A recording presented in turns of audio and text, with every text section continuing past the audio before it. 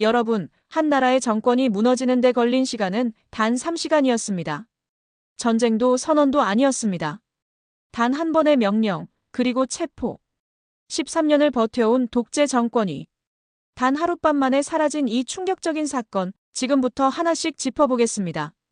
끝까지 보시면 왜 이 사건이 베네수엘라만의 문제가 아닌지 분명히 알게 되실 겁니다. 구독과 좋아요는 이런 국제 정세의 진짜 흐름을 놓치지 않는 힘입니다. 저는 클레르 베르나르입니다. 파리 정치대학에서 국제관계를 가르치고 있죠. 지난 20년간 중남미 정세를 연구해왔습니다.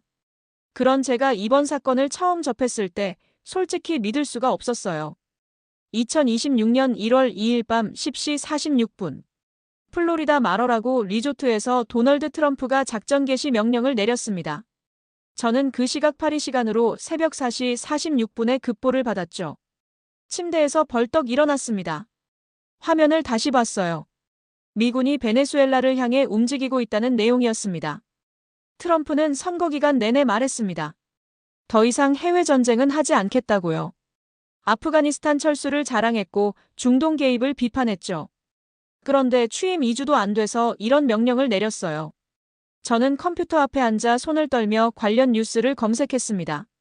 도대체 왜일까요? 무엇이 그를 움직였을까요? 저는 지난 10년간 마두로 정권을 분석해왔습니다. 독재, 부패, 인권 탄압. 모든 게 명백했죠. 하지만 미국이 직접 개입할 거라고는 생각 못했어요. 제재만 계속될 줄 알았습니다. 그런데 단 한 줄의 명령이 모든 걸 바꿨습니다. 13년간 베네수엘라를 지배한 정권의 종말이 예약된 순간이었어요. 저는 커피를 마시며 생각했습니다. 이건 역사적 순간이다.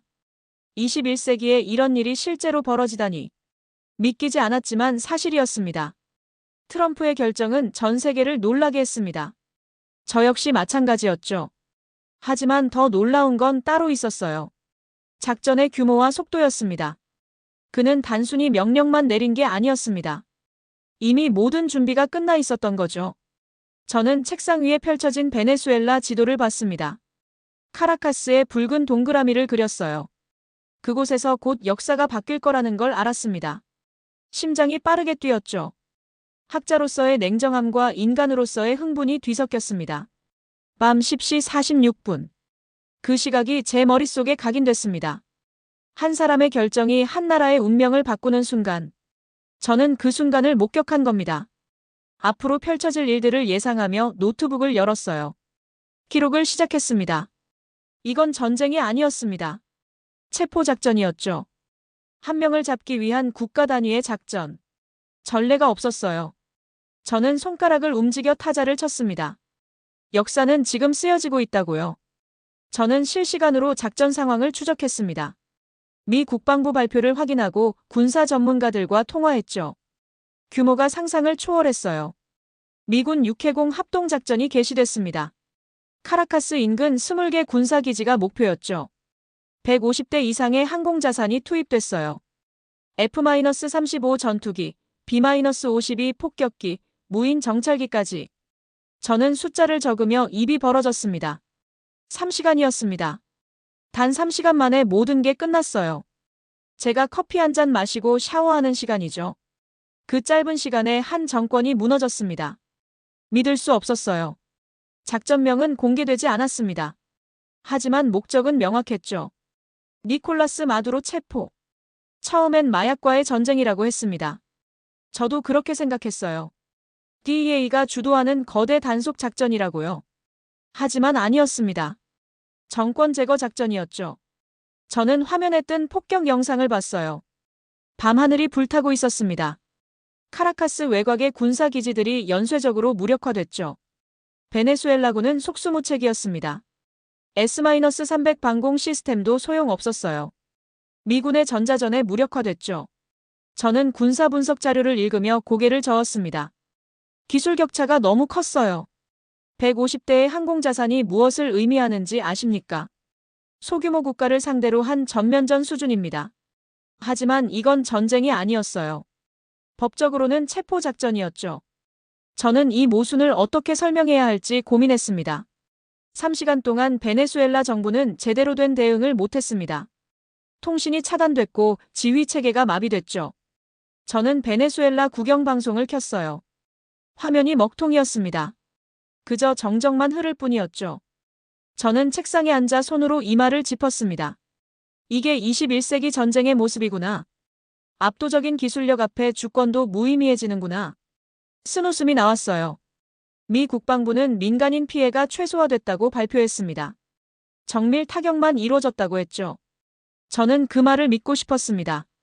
하지만 현장 영상은 달랐어요. 화염과 연기가 도시를 뒤덮고 있었습니다. 3시간이면 끝입니다. 한 나라의 방어 체계가 무너지기에 충분한 시간이었죠. 저는 시계를 봤어요. 새벽 7시 46분. 파리에서 본 베네수엘라의 몰락. 거리가 멀어도 충격은 생생했습니다. 작전의 속도에 전율이 느껴졌습니다. 계획이 치밀했다는 뜻이죠. 트럼프는 이미 몇 주 전부터 준비했을 겁니다. 저는 타임라인을 다시 그렸어요. 선거 직후부터 계획이 시작됐을 거라고 추정했죠. 150대의 항공자산. 3시간. 20개 기지. 숫자가 머릿속을 맴돌았습니다. 이건 체포작전이 아니었어요. 국가 해체 작전이었죠. 카라카스는 요새였습니다. 마두로는 13년간 그곳을 자신의 성으로 만들었죠. 중무장 군사기지, 방공 시스템, 친위대. 모든 게 그를 지키기 위해 존재했어요. 저는 카라카스를 2번 방문한 적이 있습니다. 2015년과 2019년이었죠. 대통령궁 주변의 삼엄한 경비를 봤어요. 탱크가 거리를 지키고 군인들이 총을 들고 순찰했습니다. 그때 생각했죠. 이곳은 함락될 수 없다고요. 하지만 틀렸습니다. 미군은 정밀 타격으로 요새를 뚫었어요. 첫 목표는 방공망이었습니다. 레이더 시설이 파괴됐고 미사일 기지가 무력화됐죠. 저는 위성사진을 확대해서 봤습니다. 검게 탄 건물들이 보였어요. 두 번째 목표는 지휘본부였습니다. 마두로의 은신처로 추정되는 곳이었죠. 벙커 파괴용 특수 폭탄이 투하됐어요. 저는 폭발음을 담은 영상을 봤습니다. 땅이 흔들렸죠. 트럼프는 작전 후 기자회견에서 말했습니다. 불법 독재자를 법의 심판대로 데려왔다고요. 저는 그 표현에 주목했어요. 법의 심판대. 전쟁이 아니라 법 집행이라는 겁니다. 하지만 현실은 달랐습니다. 폭격이었고 침공이었죠. 주권 국가의 수도가 공격당했어요. 저는 국제법 교과서를 펼쳤습니다. 어디에도 이런 사례는 없었죠. 목표는 단 하나였습니다. 니콜라스 마두로. 정권이 아니라 한 사람. 저는 이 점이 중요하다고 생각했어요. 베네수엘라를 점령하려는 게 아니었습니다. 마두로를 제거하려는 거였죠. 특수부대가 투입됐습니다. 네이비실과 델타포스였어요. 저는 그들의 작전 방식을 연구한 적이 있습니다. 빠르고 정확하고 치명적이죠. 마두로는 도망칠 시간이 없었을 겁니다. 카라카스 시민들은 공포에 떨었습니다. SNS에 올라온 영상들을 봤어요. 사람들이 집에 숨어 있었죠. 폭발음이 들릴 때마다 비명을 질렀습니다. 저는 가슴이 아팠어요. 요새는 무너졌습니다. 13년간 쌓아 올린 방어막이 3시간 만에 뚫렸죠. 저는 노트에 적었습니다. 권력은 환상이다. 절대 권력도 결국 무너진다고요. 미군 헬기가 대통령궁에 착륙했습니다. 마두로가 끌려 나왔죠. 저는 그 장면을 상상했어요. 독재자의 마지막 순간. 무슨 생각을 했을까요? 분노? 두려움? 아니면 체념? 카라카스 요새는 이제 없습니다. 폐허만 남았죠. 저는 창밖을 봤어요. 파리의 평화로운 아침. 하지만 지구 반대편에선 역사가 폭력적으로 바뀌고 있었습니다. 정권이 아닌 한 사람을 겨냥한 전쟁. 이게 새로운 시대의 전쟁 방식일까요? 저는 고개를 저었습니다. 이건 전쟁이 아니에요. 처형이었죠. 마두로가 체포됐습니다. 부인 실리아 플로레스도 함께였죠. 저는 첩보도 사진을 봤어요. 눈을 가린 채 수갑이 채워진 모습이었습니다. 한때 한 나라를 지배했던 사람의 최후였죠. 헬리콥터가 이륙했습니다. 카라카스를 떠나는 헬기였어요. 목적지는 카리브해에 떠있는 미 해군 강습 상륙함 이오지마함이었죠. 저는 그 배의 이름을 검색했습니다. 제2차 세계대전의 격전지 이름이었어요. 비행시간은 40분쯤 걸렸을 겁니다. 마두로는 무슨 생각을 했을까요? 저는 상상했어요. 창밖으로 보이는 베네수엘라 해안선. 그가 다시는 보지 못할 풍경이었죠. 이오지마함 갑판에 헬기가 착륙했습니다. 해병들이 마두로 부부를 에스코트했죠. 저는 군사 전문가에게 물었어요. 왜 배로 옮긴 겁니까? 그는 대답했습니다. 베네수엘라 영토를 완전히 벗어나게 하려는 거라고요. 공해상이었습니다. 어느 나라 법도 적용되지 않는 곳이죠. 저는 국제법의 공백을 떠올렸어요. 마두로는 법적으로 어떤 지위일까요? 포로? 용의자? 아니면 그냥 수감자? 배는 쿠바 관타나모 기지로 향했습니다. 악명 높은 미군 수용소였죠. 저는 그곳에 대한 보고서를 읽은 적이 있습니다. 인권 침해 논란이 끊이지 않는 곳이에요. 관타나모에서 마두로는 하룻밤을 보냈습니다. 신문이 있었는지는 공개되지 않았죠. 저는 추측만 할 수 있었어요. DEA 요원들이 마약 거래에 대해 물어봤을 겁니다. 다음 날 아침 미 정부 전용기가 도착했습니다. 마두로 부부는 비행기에 탔죠. 목적지는 뉴욕이었어요. 저는 비행 경로를 추적했습니다. 카리브해, 플로리다 그리고 뉴욕. 베네수엘라 대통령이 미국의 동선 안에 완전히 갇혔습니다. 헬기에서 배로, 배에서 비행기로. 모든 이동이 미군의 통제하에 이루어졌죠. 저는 이 루트가 주는 상징성을 생각했어요. 주권 국가의 정상이 압송되는 과정이 실시간으로 공개됐습니다. 언론은 마치 범죄자 이송을 보도하듯 했죠. 저는 화면을 보며 씁쓸했어요. 국제 정치의 냉혹함이었습니다. 비행기가 뉴욕 상공에 진입했습니다. 저는 시계를 봤어요. 체포 후 18시간이 지났죠. 마두로는 이제 미국 땅을 밟게 됩니다. 독재자에서 피의자로 신분이 바뀌는 순간이었어요. 이오지마함에서 뉴욕까지. 그 여정은 마두로의 몰락을 완성시켰습니다. 저는 노트에 적었어요. 권력의 끝은 이렇게 초라하다고요. 헬리콥터와 바다, 그리고 비행기. 세 가지 이동수단이 한 사람의 운명을 완전히 바꿨습니다.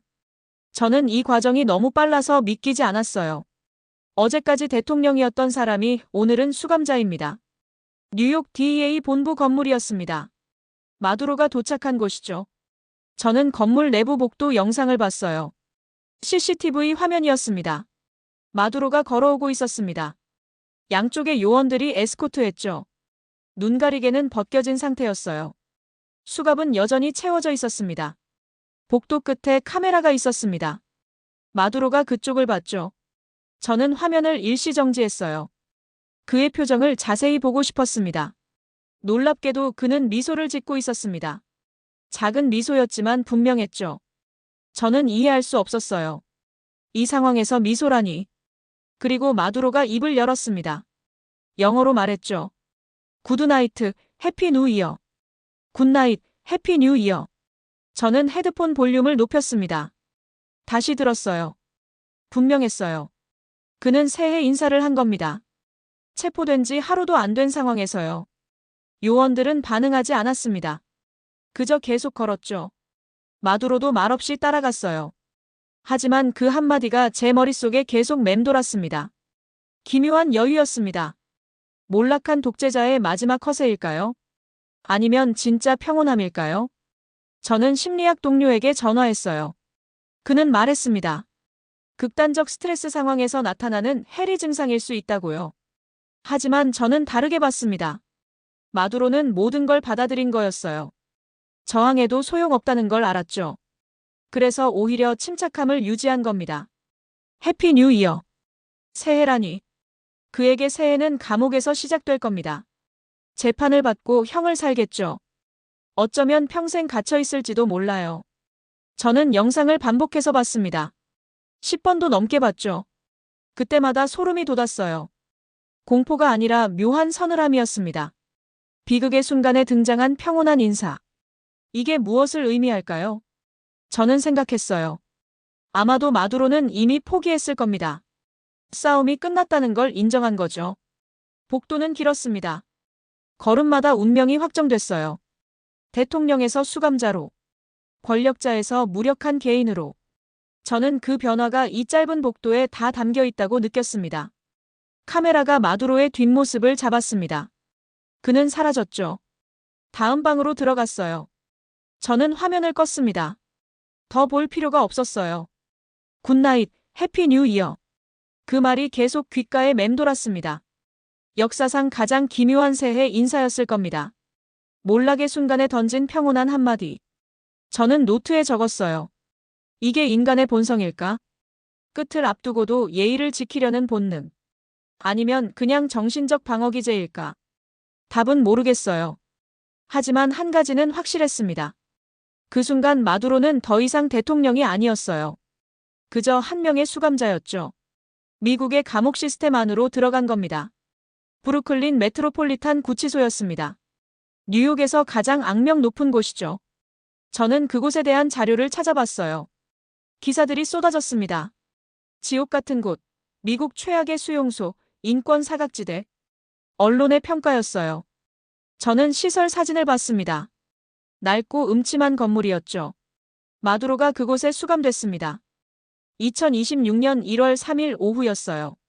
저는 뉴스 속보를 봤죠. 한때 한 나라를 지배했던 사람이 이제 수감번호로 불릴 겁니다. 그곳엔 유명한 수감자들이 많았습니다. 션 디디 콤스. 유명 래퍼였죠. 성범죄 혐의로 수감됐어요. FTX 창업자 샘 뱅크먼 마이너스 프리드도 있었습니다. 암호화폐 사기로 유죄 판결을 받았죠. 마두로는 이들과 같은 공간에 있게 됐습니다. 대통령에서 죄수로. 저는 그 낙차를 상상했어요. 얼마나 충격적일까요? 구치소 안은 과밀 수용 상태였습니다. 폭력 사건도 잦았죠. 저는 재소자 증언을 읽었어요. 매일이 생존 싸움이라고 했습니다. 마두로는 독방에 수용됐을까요? 아니면 일반 감방에 있을까요? 저는 궁금했어요. 보안상 독방일 가능성이 높다고 생각했죠. 다음 주에 첫 출석이 예정돼 있었습니다. 맨해튼 연방법원이었어요. 마약 밀매, 돈 세탁, 부패 혐의. 기소 내용이 길었죠. 저는 미국 사법 시스템을 연구한 적이 있습니다. 연방검사의 유죄 판결률은 95% 이상이에요. 마두로가 무죄를 받을 가능성은 거의 없었죠. 변호사는 누가 맡을까요? 국선 변호인일까요? 아니면 유명 변호사를 고용할까요? 저는 법정 드라마를 상상했어요. 언론의 관심이 집중될 겁니다. 구치소 안에서 마두로는 어떻게 하루를 보낼까요? 아침 6시 기상, 정해진 식사 시간, 제한된 운동 시간. 모든 게 통제됐을 겁니다. 그는 창밖을 볼 수 있을까요? 브루클린 거리가 보일까요? 아니면 사방이 벽뿐일까요? 저는 답답함을 느꼈어요. 션 디디 콤스, 샘 뱅크먼 마이너스 프리드, 니콜라스 마두로. 세 명의 공통점은 뭘까요? 모두 추락한 권력자들이었습니다. 돈, 명예, 권력을 가졌던 사람들이죠. 저는 노트에 적었어요. 권력은 영원하지 않다. 추락은 한순간이다. 마두로가 이 진리를 뼈저리게 느끼고 있을 겁니다. 호칭이 바뀌었습니다. 대통령 마두로가 아니에요. 피고인 마두로죠.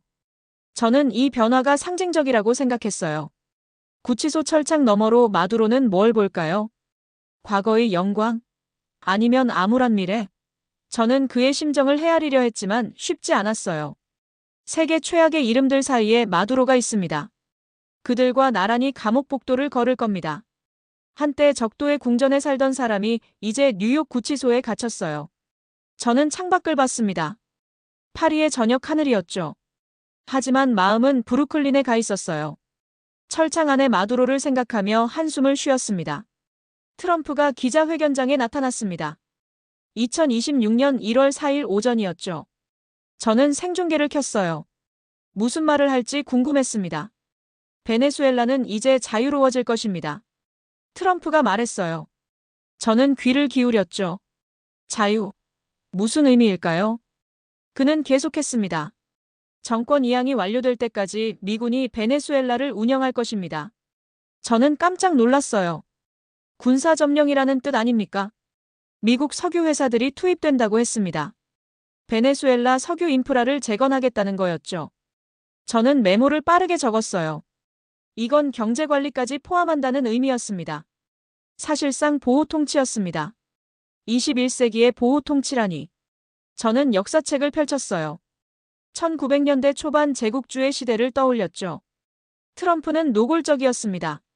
베네수엘라 국민을 위한 것이라고 했어요. 하지만 누가 봐도 미국의 이익을 위한 결정이었죠. 저는 씁쓸했습니다. 석유였습니다. 베네수엘라는 세계 최대 석유 매장량을 가진 나라예요. 저는 에너지 통계를 확인했죠. 3천억 배럴 이상이었습니다. 미국 기업들이 그 석유를 관리하게 됩니다. 쉐브론, 엑손모빌 같은 회사들이죠. 저는 주가를 확인했어요. 폭등하고 있었습니다. 베네수엘라 국민은 어떻게 받아들일까요? 저는 카라카스 거리 영상을 봤어요. 사람들이 혼란스러워했죠. 환영하는 사람도 있었고 반발하는 사람도 있었습니다. 친미야당 지도자가 임시 대통령으로 지명됐습니다. 하지만 실권은 미군 사령관에게 있었죠. 저는 권력 구조를 그려봤어요. 완전한 군정이었습니다. 트럼프는 말했습니다. 6개월 안에 민주선거를 치를 것이라고요. 저는 의심했어요. 6개월 후에도 미군이 떠날까요? 아니면 계속 주둔할까요? 유엔이 긴급회의를 소집했습니다. 중국과 러시아가 강력히 반발했죠. 저는 안보리 회의록을 읽었어요. 주권 침해라는 단어가 반복됐습니다. 하지만 미국은 개의치 않았습니다. 이미 기정사실이었죠. 베네수엘라는 사실상 미국의 통치 아래 들어갔어요. 석유시설이 복구되기 시작했습니다. 미국 기술자들이 투입됐죠. 저는 위성사진을 봤어요. 정유시설에서 연기가 올라오고 있었습니다. 생산이 재개되면 누가 이득을 볼까요? 베네수엘라 국민일까요? 아니면 미국 기업일까요? 저는 답을 알고 있었어요. 21세기 식민주의였습니다. 군사력으로 점령하고 경제를 장악하죠. 저는 이 패턴이 낯설지 않았어요. 역사는 반복됩니다. 트럼프는 자랑스러워 보였습니다. 미국이 질서를 회복했다고 했죠. 저는 고개를 저었어요. 이게 질서입니까? 아니면 지배입니까? 베네수엘라는 독립국이 아니었습니다. 이제 미국의 보호령이죠. 저는 지도를 봤어요. 남미 지도에 미국 국기가 꽂힌 것 같았습니다. 미군 병력 5,000명이 주둔했습니다. 카라카스 곳곳에 검문소가 설치됐죠. 저는 점령군의 모습을 봤어요. 이게 2026년의 현실이었습니다. 저는 다음 날 유엔 본부 영상을 켰습니다. 안전보장이사회 긴급회의였죠. 회의장은 긴장감으로 가득했어요. 안토니오 구테우스 유엔 사무총장이 단상에 섰습니다. 그의 표정이 심각했어요. 저는 그의 말을 한 글자도 놓치지 않으려 집중했죠. 이것은 국제 질서에 대한 심각한 도전입니다. 구테우스가 말했어요. 목소리에 힘이 실렸죠. 주권 국가에 대한 일방적 군사 행동은 유엔 헌장 위반입니다. 중국 대표가 발언권을 요청했습니다. 그는 분노했어요. 미국은 19세기 제국주의로 돌아가려는 겁니까? 저는 그의 언어 선택에 주목했죠. 러시아 대표도 거들었습니다. 베네수엘라는 시작에 불과합니다. 그가 경고했어요. 저는 메모했죠. 이게 핵심입니다. 베네수엘라만의 문제가 아니었습니다. 저는 지난 10년간의 데이터를 펼쳤어요. 중남미에서 중국의 영향력이 급증했죠. 파나마 운하 인근에 중국 항구가 생겼습니다. 브라질엔 중국 위성기지가 있어요. 아르헨티나는 중국과 통화 스와프를 맺었죠. 저는 지도에 표시했습니다. 미국의 뒷마당이 흔들리고 있었습니다. 트럼프는 그걸 용납할 수 없었던 거예요. 베네수엘라는 본보기였죠. 중남미에서 중국을 몰아내겠다. 익명의 백악관 관리가 언론에 말했어요. 저는 그 발언을 주목했습니다. 진짜 목적이 드러난 순간이었죠. 마두로 체포는 구실이었습니다. 마약과의 전쟁도 명분이었어요. 진짜는 패권 전쟁이었죠. 저는 퍼즐 조각이 맞춰지는 느낌을 받았습니다. 중국은 반발했습니다. 베네수엘라에 120억 달러를 투자했거든요. 그 돈이 날아간 거죠. 저는 중국 외교부 성명을 읽었어요. 심각한 결과를 초래할 것이라고 했습니다. 새로운 냉전이 시작됐습니다. 무대는 중남미였어요. 미국과 중국이 정면으로 충돌하는 거죠. 저는 전율을 느꼈습니다. 다른 나라들도 주목했습니다. 니카라과, 쿠바, 볼리비아. 좌파 정권을 가진 나라들이었죠. 그들은 다음 타깃이 자신들일까봐 두려워했어요. 미국은 메시지를 보냈습니다. 중국과 가까워지지 마라. 베네수엘라가 그 증거였죠. 저는 지정학적 충격파를 느꼈습니다. 유엔 회의는 결론 없이 끝났습니다. 미국은 거부권을 행사했어요. 아무것도 바뀌지 않았죠. 저는 무력감을 느꼈습니다. 마두로는 감옥에 있습니다. 베네수엘라는 점령됐어요. 하지만 진짜 이야기는 이제 시작이죠. 미국과 중국의 전쟁. 그 전쟁터가 중남미입니다. 저는 노트를 덮었습니다. 손이 떨렸어요. 역사의 전환점을 목격한 겁니다. 3시간 만에 한 나라가 무너졌지만 그 파장은 수십 년 갈 거예요. 창밖을 봤습니다. 파리는 평화로웠어요. 하지만 세계는 요동치고 있었죠. 새로운 패권 전쟁. 21세기 제국주의. 그 한가운데 베네수엘라가 있었습니다. 마두로 한 사람의 몰락이 아니었습니다. 국제 질서의 붕괴였죠. 저는 깊은 한숨을 쉬었어요. 앞으로 무슨 일이 벌어질까요? 두렵지만 지켜볼 수밖에 없었습니다.